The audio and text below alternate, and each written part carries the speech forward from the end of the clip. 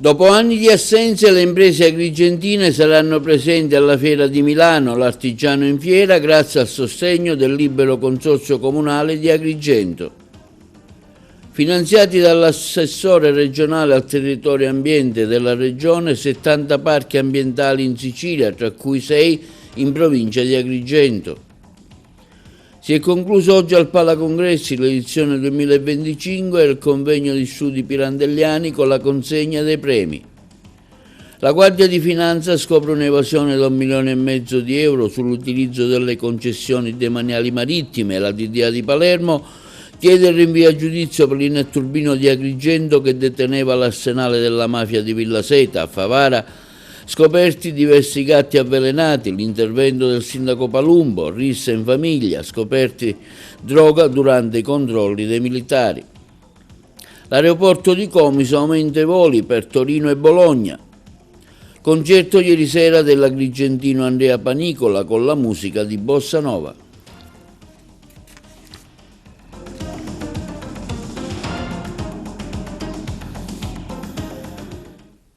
Buongiorno, benvenuti col nuovo appuntamento di TV Notizie di oggi 5 dicembre, venerdì. Il Libero Consorzio Comunale di Agrigento, dopo anni di assenza, sarà presente all'Artigiano in Fiera 2025 a Milano, la più importante del settore agroalimentare in Italia, accolte le istanze delle aziende agrigentine. Nostra intervista al presidente Pendolino che si trova in fiera a Milano, realizzata dal collega Mattia Mollura. Dopo anni di assenza, il Libero Consorzio Comunale di Agrigento, per volontà del presidente Giuseppe Pendolino, prenderà parte dal 6 al 14 dicembre a Milano alla fiera più attesa in Italia, con ben 14 della provincia di Agrigento distribuite sull'intero territorio. Sono infatti 14 le aziende della nostra provincia di produzione alimentare e dolciaria in maniera rilevante che dopo aver partecipato a un avviso pubblico sono state selezionate dagli uffici del settore delle attività economiche e produttive dirette dal dirigente Achille Contino, e il presidente Pendolino in prima linea sarà a Milano a rappresentare unitamente alle aziende del territorio la provincia di Agrigento. Una decisione assunta a inizio del mio mandato, ha dichiarato il presidente Pendolino, che intende valorizzare il territorio, presentare al resto del mondo alcune delle migliori eccellenze nel campo della produzione alimentare, dolciaria e artigianale. L'edizione di quest'anno si preannuncia ricchissima, con la presenza di ben 2.800 artigiani e oltre 20 luoghi del gusto italiano e del resto del mondo, con almeno 30 diversi ristoranti, punti di intrattenimento artistici e internazionali. Artigiano in Fiera rappresenta la più grande fiera dedicata agli artigiani e ai tantissimi espositori che arrivano da ogni parte del mondo, distribuiti attraverso i 9 padiglioni. Una grande opportunità, conclude il presidente del Libero Consorzio Pendolino, di promozione e valorizzazione dei nostri prodotti in una visione turistica, commerciale ed economica della provincia di Agrigento. Oggi giornata di preparazione alla Fiera dell'Artigianato di Milano, che inizia domani con l'inaugurazione e poi prosegue fino al 14 di dicembre. Finalmente, dopo quasi 20 anni, la provincia di Agrigento espone i propri prodotti con le proprie aziende. Il Libero Consorzio di Agrigento ha finanziato 14 spazi espositivi per dare la possibilità alle aziende artigianali, commerciali e agroalimentari di poter esporre e vendere i propri prodotti, per fare conoscere le nostre qualità, le nostre enogastronomie, il nostro artigianato a tutta quella che è il nord Italia. Qua in questa fiera passeranno almeno 10 milioni di persone, è una fiera importante, noi ci abbiamo creduto e ci abbiamo puntato. Oltre a questo, l'anno prossimo il Libero Consorzio si impegna a partecipare su fiere specialistiche sul turismo e sempre sull'artigianato e sull'enogastronomia. La provincia sempre più in alto, la nostra azienda sempre più in alto. Per i bandi sul verde urbano finanziati dalla Regione Siciliana, ammessi 245 progetti dei comuni, i primi 70 subito finanziati con 50.000 euro tra i comuni dell'Agrigentino, quelli di Racalmuto, Palma di Montechiaro, Naro, Grotte, Camastra e Santo Stefano Quisquina. Per l'assessore Savarino, città più verdi a misura di bambini. Il nostro servizio. Notevole adesione da parte dei comuni siciliani al bando della regione che prevede un contributo per favorire lo sviluppo e la rigenerazione del verde urbano ed extraurbano. L'assessorato regionale del territorio e dell'ambiente ha pubblicato la graduatoria dei 245 progetti degli enti locali su un totale di 263 presentati, ammessi ai benefici economici previsti da una norma della scorsa finanziaria per complessivi 3,5 milioni di euro. Lo stanziamento attuale consentirà di finanziare al momento i primi 70 progetti dell'elenco. I comuni riceveranno fino a un massimo di 50.000 euro da investire in polmoni verdi, orti e parchi urbani, giardini pensili, intervenendo anche su aree abbandonate, spesso a rischio di incendi, per trasformarli in punti di ritrovo per le comunità e per famiglie e bambini. Tra le spese finanziabili anche la pulizia, lo sgombro e la messa in sicurezza, il consolidamento delle aree da riqualificare, l'acquisto e la piantumazione di piante, la fornitura e la posa di materiali ecosostenibili per l'arredo dei luoghi. Siamo felici, ha affermato l'assessore regionale al territorio e ambiente, l'agrigentina Giusy Savarino, che con questa misura innovativa, promossa per la prima volta dal governo Schifani in finanziaria, abbia riscosso un così grande successo.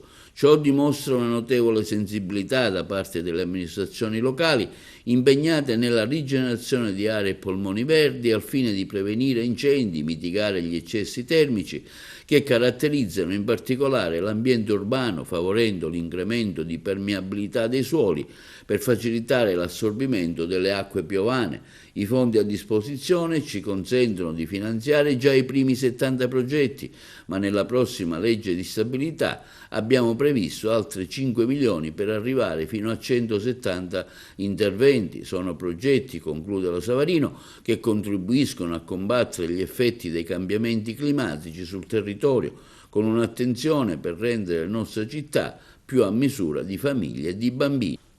I parchi finanziati per la provincia di Agrigento con l'importo di 50.000 euro sono stati quelli di Racalmuto, Palma di Montechiaro, Naro, Grotte, Camastra e Santo Stefano Quisquina.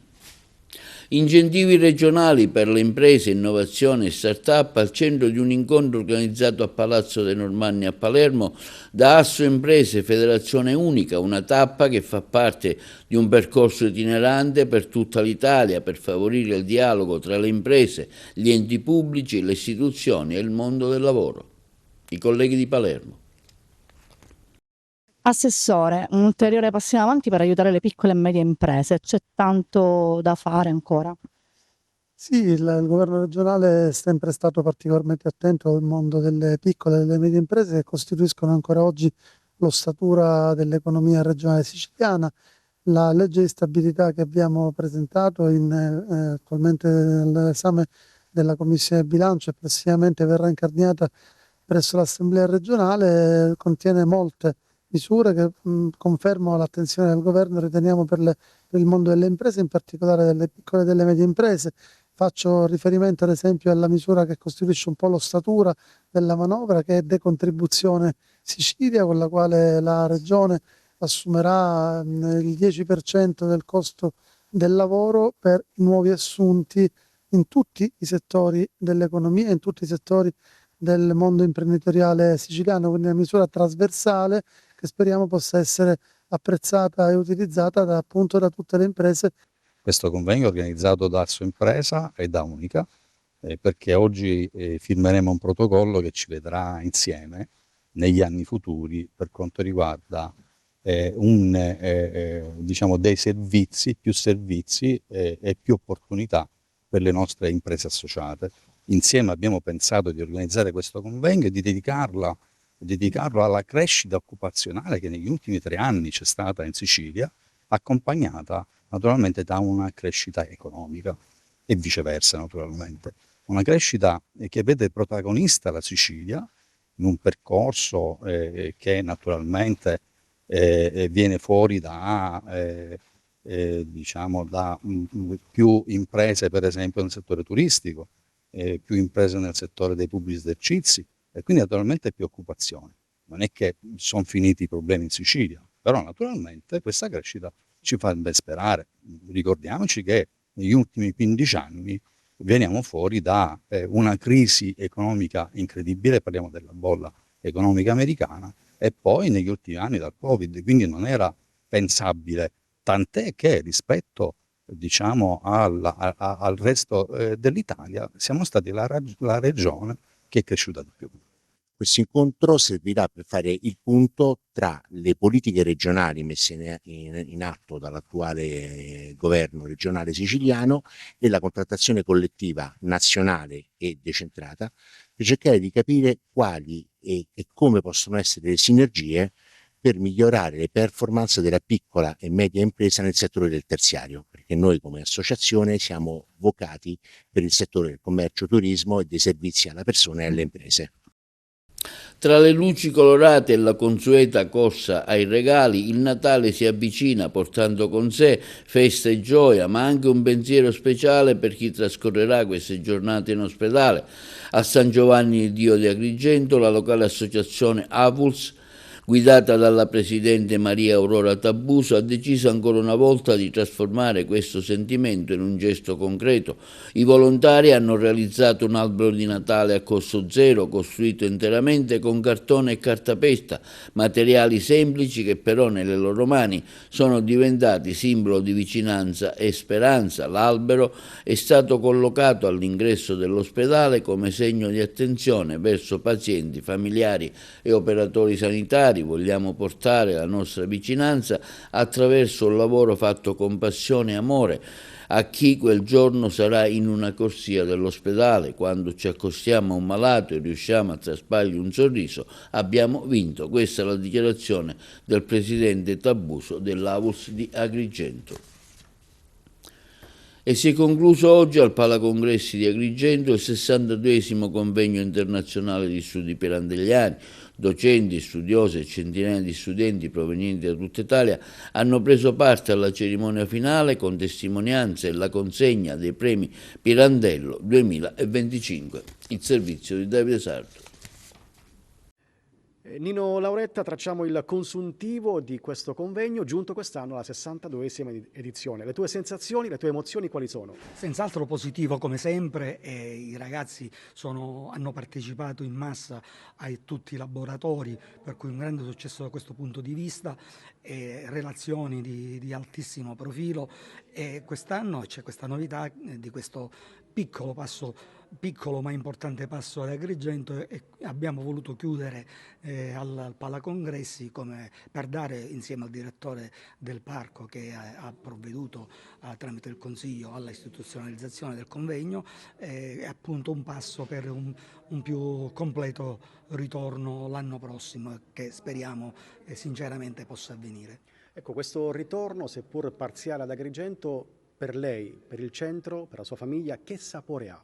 Beh, respirare nuovamente l'aria del Palacongressi è senz'altro un'emozione grandissima. Abbiamo una serie di video di mio padre, specialmente in chiusura, che testimonia la grande partecipazione e appassionata partecipazione dei ragazzi, che mio padre ha sempre messo al centro di ogni suo progetto, specialmente quello di avvicinamento e accostamento allo studio, all'opera di Luigi Pirandello. È stato un grande successo perché il parco finalmente ha istituzionalizzato il convegno e speriamo nel 63esimo di poter svolgere tutto nella città di Pirandello. Il convegno è andato molto bene, è stato un modo per i ragazzi di conoscere Marta Abba e Pirandello in presa diretta attraverso le lettere, come se si entrasse nel laboratorio dello scrittore e soprattutto nelle dinamiche teatrali. Le tesine pervenute sono state 43 di buono e ottimo livello.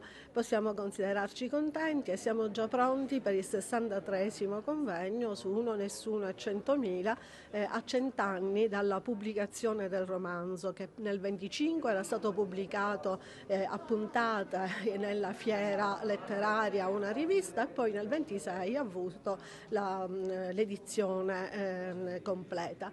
Quindi il centro va avanti e ci auspichiamo che il territorio possa con gli alberghi e con la sistemazione alberghiera un altro anno permetterci di svolgere il convegno per intero nella città del caos.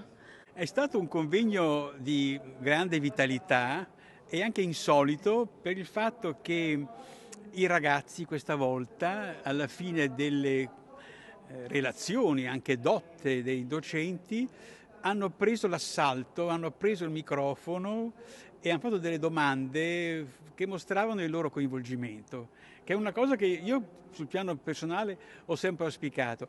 Il focus era dedicato all'avventura del teatro d'arte e in particolare all'esperienza amorosa tra il vecchio Pirandello e la giovane bellissima Marta Abba. Per cui Pirandello vecchio si mette con i giovani autori, quello era il progetto dell'iniziativa, ma in realtà si mette con la giovane attrice che lo ha in qualche modo plagiato, fulminato in una relazione platonica. E sono emerse tutte queste sfumature, queste profonde ambiguità, per cui la sua drammaturgia al maschile com'era, laica, disincantata, sillogistica, si è trasformata in un teatro al femminile. Quest'anno si è concluso lo sguardo sul Pirandello degli anni '20, in particolare con riferimento a Marta Abba, e si è finalmente chiarito e capito che Pirandello diventa capocomico anche grazie a Marta Abba, ma non solo, e che comunque Marta Abba ha questo ruolo importante che scatena nell'autore delle commedie e la vocazione piena alla direzione del teatro e soprattutto all'innovazione che darà poi origine al ruolo importantissimo che Pirandello ha in tutto il mondo a partire dagli anni 30. Voglio ricordare ancora una volta che Pirandello, insieme a Dante Alighieri, è lo scrittore in lingua italiana più conosciuto al mondo. Passiamo alla cronaca. La Guardia di Finanza di Palermo scopre un'evasione da 1 milione di euro sull'utilizzo delle concessioni demaniali marittime. Il nostro servizio. Il reparto aeronavale della Guardia di Finanza di Palermo ha effettuato una mappatura dei porti e delle darsene del capoluogo siciliano, analizzando la posizione socio-economica dei concessionari delle aree demaniali ricadenti sotto la gestione dell'autorità portuale di sistema. Dei 30 enti commerciali che forniscono l'ormeggio a 1500 imbarcazioni nel solo centro città, circa la metà sono risultati non in regola con il versamento dell'imposta municipale unica, IMU. Grazie ai riscontri effettuati dai finanzieri, l'ente palermitano per la riscossione dei tributi ha potuto emettere gli avvisi di accertamento per un totale di 700.000 euro. Allo stesso sono state individuate 265 unità navali adibite all'attività di locazione, riconducibili a 78 società diverse, tutte prive della polizza assicurativa obbligatoria, atta a coprire gli infortuni e i danni subiti dal conducente del mezzo locato, anche quando il sinistro è da questi causato. Una pratica scorretta a danno dei locatari e per la quale sono state elevate alle rispettive società sanzioni per circa 40.000 euro. Le ispezioni delle Fiamme Gialle di Palermo hanno inoltre portato alla luce un fenomeno diffuso e altrettanto irregolare, costituente nell'uso del bene demaniale dato in concessione per finalità non attinenti o totalmente differenti allo scopo per il quale lo stesso è stato destinato con atto dell'autorità. Nella sola Palermo sono stati censiti 80 usi difformi a favore di attività commerciali esercenti il noleggio o la locazione di unità a diporto che hanno beneficiato di posti barca all'interno dei pontili che invece dovevano servire esclusivamente ad altri scopi.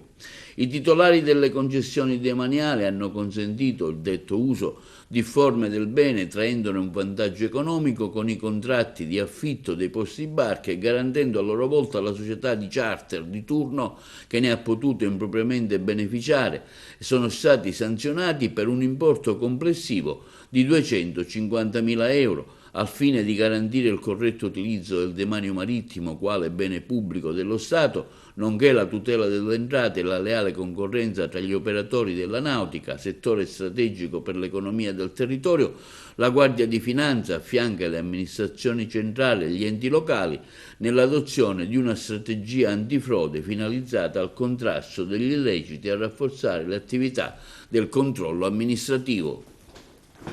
Il giudice è incompatibile perché titolare del procedimento abbreviato in precedenza aveva respinto la richiesta del rito breve condizionato e quanto sostenuto dalla difesa di Alessandro Magnacchia, di 51 anni, netturbino di Agrigento, arrestato con l'accusa di essere il custode delle armi del clan mafioso di Villa Seta. Il giudice scioglierà la riserva dell'udienza del prossimo 10 dicembre. La DDA di Palermo ha chiesto il rinvio a giudizio a suo carico ed è in corso l'udienza preliminare.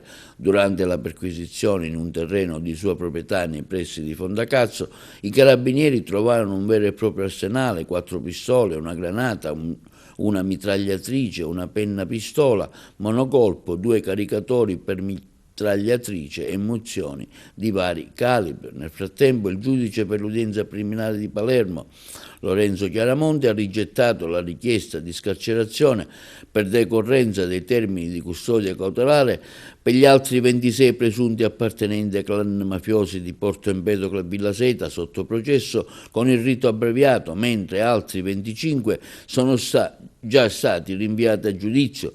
La requisitoria del pubblico ministero per i 26 imputati all'abbreviato è fissata per il 17 dicembre. L'inchiesta ha ricostruito, ricordiamo, una fitta rete di estorsioni, traffici di droga, danneggiamenti con al vertice Fabrizio Messina e Pietro Capraro, ritenuti capi dei rispettivi gruppi criminali di Porto Empedocle e Villa Seta. Alcuni gatti sono morti per avvelenamento nella zona di Condrata Poggio a Favara. A segnalare l'atto di terribile crudeltà sono stati diversi cittadini del luogo. Ringrazio queste persone che ci hanno segnalato la morte di alcuni gatti, a quanto pare per avvelenamento, ha affermato il sindaco di Favara Antonio Palumbo. Sebbene nessuno abbia visto la presenza di esche, è altamente probabile che qualche vigliacco criminale le abbia diffusi, quindi chiunque abbia animali faccia attenzione. Abbiamo già allertato le autorità preposte, ha concluso il primo cittadino di Favara. I carabinieri del nucleo automobile di Agrigento e i loro colleghi della tenenza di Favara accorrono per sedare una lite in famiglia e trovano droga. Trovati e sequestrati 30 grammi di hashish. Si tratta di un operaio trentenne residente a Favara, denunciato in stato di libertà alla Procura della Repubblica della Città dei Templi. L'indagato deve rispondere dell'ipotesi di reato di detenzione di sostanze stupefacenti ai fini di spaccio. I militari sono giunti in un'abitazione nel centro abitato di Favara per una lite in famiglia. Appena dentro hanno sedato un'accesa discussione, preceduta da minacce tra due fratelli, nata per futili motivi. Il trentenne, particolarmente agitato, ha insospettito gli uomini in divisa, i quali hanno effettuato una perquisizione che ha permesso di sequestrare gli involucri contenenti 30 grammi di hashish. Ha patteggiato la pena a 2 anni di reclusione, pena sospesa, il 56 anni di Raffadali, datore di lavoro di Antonino Burgio, l'operaio di Raffadali di 69 anni, morto il 24 luglio del 2023 in un incidente sul lavoro. La vittima precipitò dall'altezza di 5 metri mentre lavorava alla realizzazione di una tomba di famiglia presso il cimitero comunale di Aragona.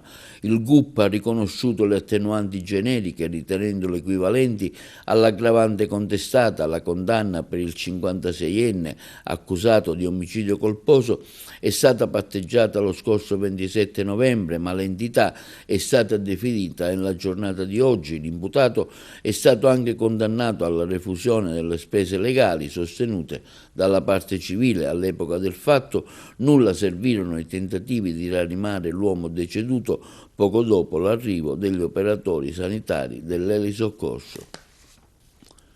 Ignoti malviventi sono penetrati in un'abitazione senza forzare la porta d'ingresso. Una volta dentro hanno scassinato un armadietto blindato all'interno del quale erano custoditi regolarmente 2 fucili, 3 pistole e diverse cartucce. Arraffate armi e munizioni, sono andati via lasciando la casa in ordine. È stato un gesto mirato, quasi a colpo sicuro, quello messo a segno a Canicattì. A fare la scoperta è stato il proprietario dell'abitazione. Una volta fatto il rientro, al via le indagini della polizia per ricostruire quanto accaduto e individuare i responsabili del furto.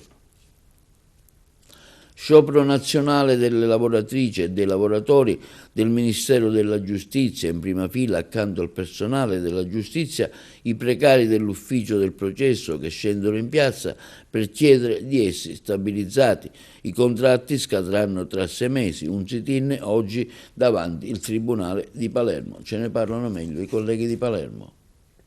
Giornata di mobilitazione della funzione pubblica CGIL davanti ai palazzi di giustizia di tutta Italia per portare avanti le rivendicazioni a 360 gradi di tutto il personale, a partire dalla questione degli oltre 9.000 lavoratori precari PNRR della giustizia. L'esecutivo ha stanziato risorse per la stabilizzazione di appena la metà dei dipendenti precari. Stamattina il sit-in davanti al Tribunale di Palermo. Io sono una funzionaria addetta all'ufficio per il processo nella Corte d'Appello di Palermo, nella sezione penale. Oggi stiamo scioperando perché nonostante tutte le promesse fatte dal governo, dagli esponenti, dal Ministero, dal Ministro, dai sottosegretari, ancora non sono state stanziate risorse sufficienti per stabilizzare i 12.000 precari dell'ufficio per il processo, che non sono soltanto gli addetti ma anche i funzionari tecnici, amministrativi, funzionari tecnici edili, economisti, statistici, soggetti che comunque contribuiscono a vario titolo al funzionamento del sistema giustizia tutto. L'ufficio per il processo è stata una rivoluzione per il Ministero della Giustizia perché sta dando delle risorse concrete e straordinarie a tutto il funzionamento del sistema. Effettivamente i risultati ci sono, perché abbiamo visto una riduzione dei tempi dei processi, del disposition time e anche una riduzione delle pendenze.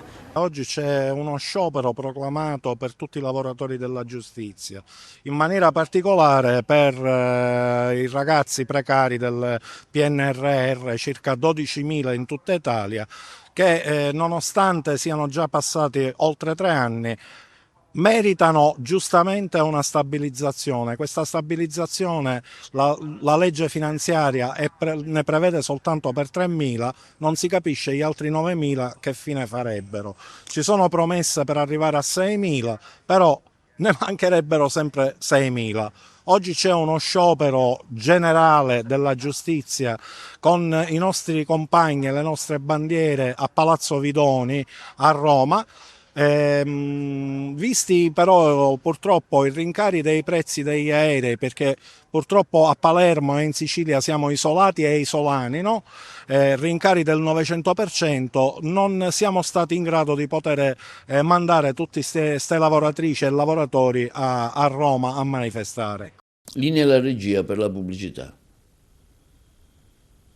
Parte oggi la tratta Comiso-Torino operata da Euroitalia, sono previste 9 rotazioni ogni lunedì e venerdì fino al 9 gennaio. Il 20 dicembre partirà invece la tratta Comiso-Bologna e sarà attiva fino al 10 gennaio. Non è una tratta soggetta a oneri di servizio pubblico e di conseguenza a prezzi fissi. Entrambe le tratte, dopo la pausa di gennaio e febbraio, torneranno a essere nuovamente operate da fine marzo per la Summer 2026.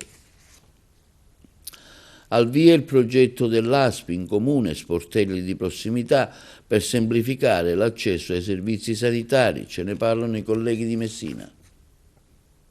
Saranno un braccio operativo che affiancheranno tutte queste attività, il nome per conto per l'azienda all'interno delle municipalità. L'azienda sanitaria provinciale, insieme con l'amministrazione comunale di Messina, ha siglato oggi la convenzione per l'avvio del progetto ASP in comune. Un'iniziativa che istituisce sportelli di prossimità presso gli uffici comunali per agevolare l'accesso dei cittadini ai principali servizi sanitari, riducendo tempi e complessità di presentazione delle istanze. L'obiettivo dell'iniziativa è quello di avvicinare i servizi sanitari al territorio, garantire l'equità nell'accesso delle prestazioni e delle esenzioni, supportare i cittadini nell'utilizzo dei servizi digitali e offrire l'orientamento nella compilazione di richieste e modulistica. Presso gli sportelli ASP in comune saranno disponibili informazioni, assistenza e gestione pratiche per l'anagrafe assistiti, l'esenzione per patologia, l'esenzione per reddito, le richieste e autorizzazioni per ausili, presidi e protesi, le attestazioni sanitarie, la reimissione della tessera sanitaria, la presentazione di istanze e richieste con supporto della compilazione. l'avvio di questa iniziativa di istituire degli sportelli sanitari all'interno dei comuni è un primo passo che ci permetterà di aprirci ancora di più ulteriormente all'interno di quello che è il nostro progetto di facilitazione dell'accesso ai luoghi di cura. Stiamo iniziando con il distretto di Messina, che è capofila e pilota, e allo stesso tempo cercheremo di estendere questo tipo di iniziativa in tutto il territorio dell'ASP di Messina. Ringraziamo i sindaci che sono particolarmente attenti alle esigenze dei loro cittadini. D'altra parte un sindaco che riesce ad aprire e dà la possibilità di aprire uno sportello sanitario dove si possa fare il cambio medico, dove si possa fare l'esenzione ticket, dove si possa fare la richiesta di ausili e presidi, raggiunge un grandissimo risultato, soprattutto nei confronti delle fasce più deboli e che hanno ancora più bisogno di accudimento. Il progetto prevede l'erogazione di servizi sanitari di prossimità presso i comuni. Perché questi possono essere erogati devono essere sottoscritti dei protocolli d'intesa tra il comune e l'azienda sanitaria provinciale. Successivamente alla stipula del protocollo il comune identifica del personale che dovrà essere affiancato al nostro personale per poter operare all'interno dei software gestionali della sanità e dell'azienda sanitaria provinciale. Questo progetto quindi permetterà al singolo cittadino di non trasferirsi più dalla propria sede verso uffici dell'azienda sanitaria provinciale, ma presso il comune potrà avere l'erogazione dei servizi come il cambio medico, rilascio tessera sanitaria, presentazione di istanze di ausili e presidi e quanto altro in questo momento lo costringe a trasferirsi dalla propria residenza verso gli uffici dell'azienda sanitaria. A Palermo, negli spazi del Dipartimento di Medicina di Precisione del Policlinico Giaccone, è stato inaugurato il nuovo centro di simulazione in area medica ad alta fedeltà. Si tratta di una struttura d'avanguardia dedicata alla formazione in area critica per i medici specializzanti e i professionisti sanitari. I colleghi di Palermo. Il centro permette di esercitare competenze cliniche e tecniche in un ambiente sicuro e altamente realistico, grazie a tecnologie di simulazione avanzata pensate per preparare gli operatori prima dell'intervento sul paziente reale. Il centro di simulazione permette di fare una simulazione avanzata di alta fedeltà a 360 gradi su tutte le discipline di tipo sanitario, di ordine sanitario. È chiaro che in questo momento è strutturato, e lei lo vede oggi in configurazione emergenza-urgenza e critical care, come viene definito in anglosassone, dove nel critical care però non è esclusivo dell'area anestesiologica, intensivologica, della medicina dell'emergenza-urgenza, ma il critical care è anche chirurgie, è anche radiologia, è anche medicina d'emergenza. Quindi sotto questo profilo noi siamo in grado qua di fare qualsiasi tipo di simulazione, peraltro in una situazione abbastanza particolare. Voi avete visto l'allocazione di questa struttura. Sotto di voi, devo dire purtroppo per i poveri pazienti, abbiamo 24 posti letto di terapia intensiva, sotto di voi al piano terra c'è il pronto soccorso e l'area d'emergenza. C'è l'infermiere, lo specializzando, il medico che si sta laureando in medicina e chirurgia, passa dalla simulazione facendo tutte le procedure, tutte le manovre. Questa struttura fa anche l'ecocardiografia in simulazione transesofagea, con la visualizzazione anche di tutte le attività connesse, fa tutte le funzioni di ventilazione meccanica che sono tipiche di una sala operatoria di una terapia intensiva. Cioè l'assistente in formazione, l'infermiere che si forma, passa dalla simulazione al real life, al piano di sopra. Finalmente oggi inauguriamo una struttura che inseguiamo veramente da tanto tempo, che è un grande centro di simulazione e tra l'altro multilivello, nel senso che potrà essere utilizzata sia dagli studenti in medicina ma anche e soprattutto dagli specializzandi, quindi quel livello culturale che poi è prossimo proprio all'avviamento della professione sanitaria di secondo livello. La simulazione è un passaggio fondamentale nella formazione del medico. Provare su manichini intelligenti tante volte una procedura riduce la curva di apprendimento e fa sì che procedure complesse possano essere poi svolte nel vivente con un livello di accuratezza e di affidabilità veramente molto elevato. L'avevamo detto già in campagna elettorale quando ho fatto la campagna elettorale del rettore, oggi finalmente si realizza questo obiettivo che porta finalmente la nostra scuola di medicina a livelli europei. Quindi non solo un servizio per noi, ma ovviamente non solo per i medici, ma anche per tutti i professionisti delle aree sanitarie. Parlo degli infermieri, parlo dei tecnici, dei radiologi e la riabilitazione, cioè tutto quel complesso mondo che gira attorno ai pazienti. Oggi potranno trovare con tanti manichini guidati da sensibilissime strutture elettroniche quel livello di approfondimento e di capacità che li porterà a diventare rapidamente competenti ed efficaci. E nei giorni scorsi, presso la sede regionale dell'ente Proloco Sicilia, a Giarre, si è svolta un'assemblea elettiva che ha rinnovato gli organi direttivi dell'ente, in realtà sempre più protagonista nella promozione culturale e turistica della Sicilia.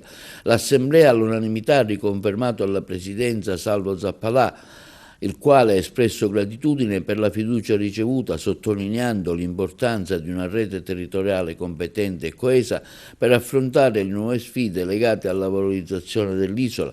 Nessun dubbio nel proseguire per il prossimo quadriennio con il presidente Zappalà, che è riuscito nel compito di dare voce al nuovo modo di fare Proloco sancito dalla rete associativa anche nel territorio siciliano, un nuovo consiglio regionale che coniuga nuovi volti che si stanno distinguendo nei propri territori con le attività delle Proloco e da figure con molta esperienza sul campo e noti nel sistema come Santi Gentile e Renato Bica. Accanto al presidente riconfermato, il nuovo consiglio direttivo regionale vede anche Maria Gabriella Nicolosi della Proloco l'Araba Fenicia di Sambuca di Sicilia. E ieri sera al Teatro Postavecchia di Agrigento, concerto del musicista Andrea Panicolo, originario di Agrigento, che ritorna dopo tanti anni in città per la sua prima esibizione con la musica di Bossa Nova. Il prossimo appuntamento al Teatro Postavecchia è previsto per il 13 dicembre con lo spettacolo di Salvatore Rancatone, Ritorno in platea. Sentiamo adesso l'intervista fatta al musicista da Margherita Trupiano. Alessandro Panicola parte da Agrigento, poi a Palermo, una laurea in ingegneria, poi Roma, poi il Brasile, folgorato, New York e poi folgorato dalla musica brasiliana o no? Sì, in realtà non amo molto questa definizione, nel senso che, come dicevo nel concerto, paradossalmente io non amo la musica brasiliana, la musica brasiliana, tra virgolette. Amo João Gilberto. Per me l'approccio alla musica, alla bossa nova, so di dire una cosa giusta, ma è un fatto matematico. Quindi quello che io trovo nella bossa nova sono faccende matematiche e ovviamente con questo sfato il mito che la matematica è un mondo di grigiume. Anche perché lei è un ingegnere. Io sono un ingegnere, sì, ma poi ho approfondito questi legami, infatti ho insegnato anche fisica della musica. Però appunto, così come la musica generalmente si ritiene un mondo fantastico, ma anche la matematica è così. Nella matematica succedono cose imprevedibili, cose meravigliose, cose strane, e stasera vi ho dato qualche piccolo assaggio, quindi mi piace. Quindi per me l'approccio alla bossa nova non è legato al Brasile, è una questione squisitamente musicale, poi dopo viene il Brasile. Che effetto le fa ritrovarsi ad Agrigento comunque dopo una lunga vita spesa per la musica fuori? Sì, ma questa era una cosa che io desideravo da tanto, tornare a suonare nella mia città natale, perché io mi sento agrigentino, quindi tra l'altro stasera ci sono anche i miei compagni di classe delle superiori, quindi per me è una felicità tornare nei luoghi dove ho vissuto, che ho tanto amato, anche se vivo fuori ormai da tanto tempo, però è un grande piacere. Ecco. Sì. C'è qualcosa di sperimentale nella sua musica? Io ascoltandola a un certo punto era la sua voce che accompagnava la chitarra a tratti. Sì. E in effetti è un'osservazione molto sottile. Io da qualche anno ormai frequento la musica contemporanea, quindi cose veramente strane. A Palermo c'è un'associazione meravigliosa che si chiama Curva Minore, associazione per la musica contemporanea, dove ho avuto modo di ascoltare musicisti incredibili, straordinari, cose veramente molto strane, però questa cosa mi ha formato molto e infatti cerco di infilarla anche in quello che faccio, che non è ovviamente sperimentale, però ci provo e mi piace quindi che questa cosa si sia avvertita, per me è una cosa positiva, ecco, perché il mio cuore è lì. Ecco. E allora un saluto da Agrigento. Grazie. Saluto tutti, seguitemi sui social e spero presto di tornare a suonare qui ad Agrigento. Grazie. Um pato vinha cantando alegremente, quando o macaco sorridente pediu para entrar também no samba, o ganso, gostado do Betis também, olho pro cisne e disse assim: vem ver que o quarteto ficará bem, muito bom, muito bem. Na beira da lagoa foram ensaiar para começar o tico-tico não foi pá. A voz do pato que era mesmo desacato, jogo de cena como o ganso que era pato. Mas eu gostei do final quando caíram na água ensaiando o vocal pim, pim, pim, pim, pim, pim, pim, pim, pim, pim, pim, pim.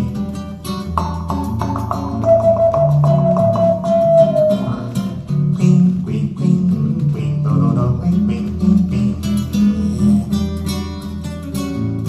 O pato vinha cantando alegramente, quando o macaco sorridente pediu para entrar também no samba, um ganso, gostado do Betis também, olho pro cisne e disse assim: vem cá, que o quarteto ficará bem, muito bom, muito bem. Na beira da lagoa foram ensaiar para começar o tico-tico não foi papel. A voz do pato que era mesmo desacato, jogo de cena como o ganso que era pato.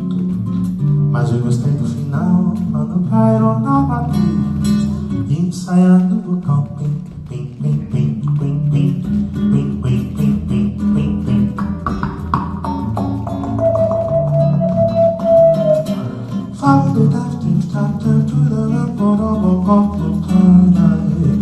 Bene, quasi tutti i testi dei brani che suonerò questa sera sono stati scritti da Vinícius de Moraes, poeta brasiliano, ma personaggio, diciamo, funambolico. Mi piace presentarlo con questo brano che dice esattamente come lui fosse. È un brano che tra l'altro ha cantato, è diventato come un cavallo di battaglia anche per la Vanoni. Comunque, il testo è molto strano, perché dice così: io so che ti amerò, per sempre ti amerò, e ogni mio verso sarà per dirti questo, ogni tua assenza sarà solo perché io ti posso aspettare, so che ti amerò, so che ti amerò, so che ti amerò. Vinícius si è sposato 9 volte.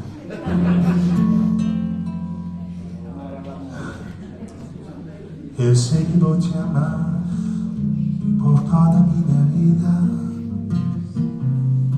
Em cada despedida, desesperadamente, eu sei que vou te amar.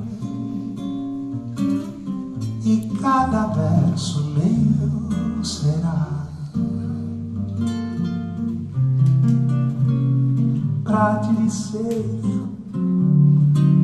que eu sei que vou te amar por toda a minha vida.